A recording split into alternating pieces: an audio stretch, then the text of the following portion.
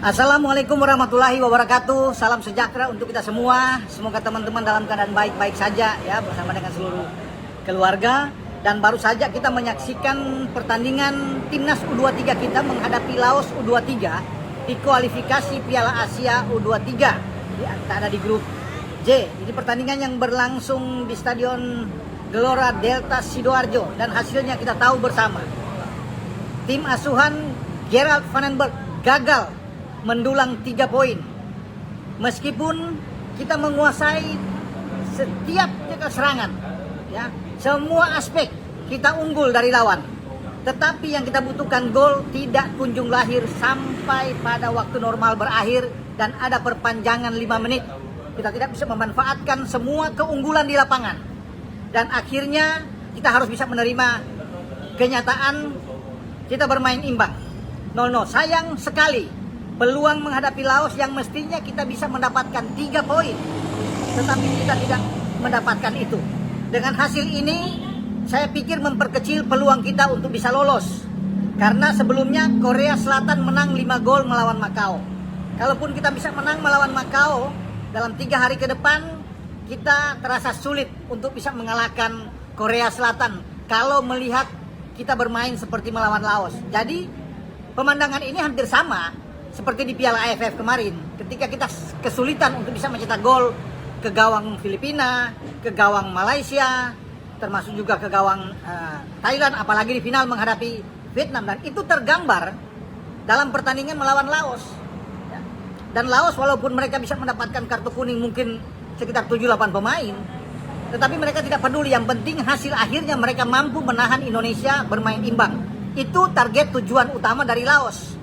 Nah, bagi kita ini seri terasa kalah, ya, bisa dikatakan. Kalaupun kita hanya bisa mendapatkan poin 4, katakan menang melawan Makau nantinya dan imbang lah katakan melawan Korea, kita sulit untuk bisa lolos, untuk menjadi runner-up terbaik.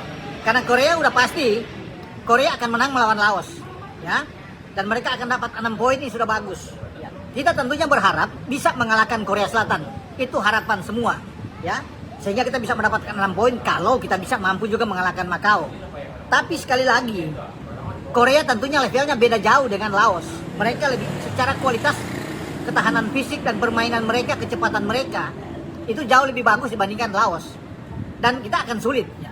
Walaupun belum bertanding baru pada tanggal 9. Lagi-lagi berkaca dalam pertandingan tadi, kreativitas tidak ada sama sekali. Kemudian bagaimana permainan yang monoton sejak di babak pertama. Praktis 99% Vandenberg memainkan pemain yang tampil di Piala AFF, kecuali Rafael Struijk. Dan kalau bicara soal Struijk, dialah pemain yang paling banyak merepotkan pertahanan lawan. Aksi individu dia ya bermain, tetapi sangat capek kalau memang hanya sendiri. Itulah sebabnya kita perlu seorang Marcelino yang tidak ada di lapangan. Kita tidak ada kreator di lapangan. Kita berharap ke Arkan Fikri. Oke, ada beberapa momen Arkan Fikri berusaha untuk bisa masuk, ya, dengan penetrasi dia tembakan-tembakan dari luar, tetapi itu tidak cukup. Bahwa kita penguasaan bola tinggi, kita harus bisa membuat gol. Pergantian pemain juga terasa agak sedikit janggal menurut saya, ya. Ya, ketika Ricky Pratama masuk misalnya dengan Hoki Caraka, Raven keluar dengan Kakang. Sebelum Frankie Misa juga ikut masuk dan Arjuna ikut dimainkan. Kita masih punya gelandang-gelandang yang kuat sebenarnya. Ada Ananda Raihan yang bisa bermain di tengah, ada Sanadin Faris. Kalau mereka dimainkan, kemudian Kakang Oki tarik keluar, Robi Darwis bisa turun ke kanan, ya. Sehingga di depan itu katakan Raven bisa keluar, ya. Rafael Struijk yang masuk lebih ke dalam, mendorong Doni untuk bermain ke depan aja, ke kiri. Kita bermain dengan 3 back nggak apa-apa, ya.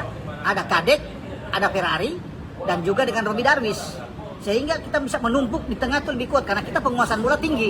Kita butuh kreator yang bagus. Nadine Faris bisa nahan bola, bisa masuk penetrasi ke dalam, yang beberapa kali bisa dilakukan oleh Arkan Fikri, tapi tidak cukup. Tembakan-tembakan dari Raihan Hanan juga masih bisa dimentahkan oleh kiper Laos yang bermain Kop Lovit Hak, ya.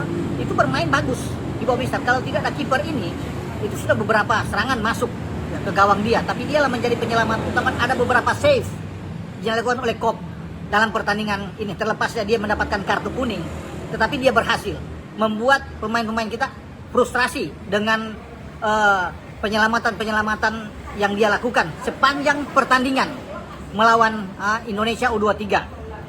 Jadi saya pikir sangat disayangkan ya. Kita gagal itu bisa meraih 3 poin yang sebenarnya sudah di depan mata.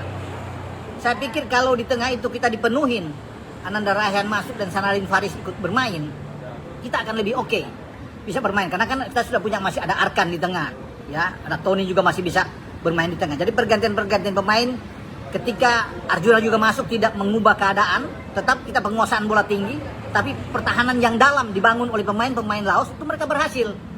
Karena kan tujuan mereka itu ya cukup imbang, karena imbang bagi mereka ada sebuah kemenangan melawan Indonesia. Kita yang terasa ya kalah dalam pertandingan ini. Ya, walaupun ini kita jadikan pelajaran, tetapi memang ya sulit dengan hasil imbang ini yang terasa pahit buat kita ya, kalau bisa melihat. Karena target utama kita untuk bisa lolos menjadi juara grup sulit, berat sekali buat kita. Ketika Korea Selatan sudah berada di atas angin sekarang dengan 5 gol tanpa balas menghadapi Makau, dan mereka akan menghadapi Laos, saya pikir 6 poin sudah di depan mata buat mereka. Kita yang akan bekerja keras dalam pertandingan terakhir menghadapi Korea, dan nampak ini pasti semua teman-teman akan setuju. Mengalahkan Korea, kalau melihat gaya main kita yang seperti melawan Laos, ini berat sekali ya. Bahkan besar kemungkinan juga justru Korea yang bisa memenangkan laga ya. Ya, kita tetap berharap, berdoa bahwa pertandingan terakhir lawan Korea itu kita mendapatkan hasil yang maksimal. Tetapi sekali lagi kita mengatakan ini Korea, bukan Laos ya, atau bukan Makau. Tentunya mereka siap, mereka menyaksikan pertandingan tadi dan mereka punya modal kuat setelah melihat gaya bermain Indonesia, dan mereka lebih yakin untuk tampil sebagai juara grup. Kita tentu akan berharap sebagai runner up grup, tetapi semakin tipis setelah gagal meraih kemenangan melawan Laos, teman-teman. Oke, dengan saya Bung Ropan berbicara untuk duel laga pertama Indonesia yang berakhir imbang tanpa gol melawan Laos. Ciao.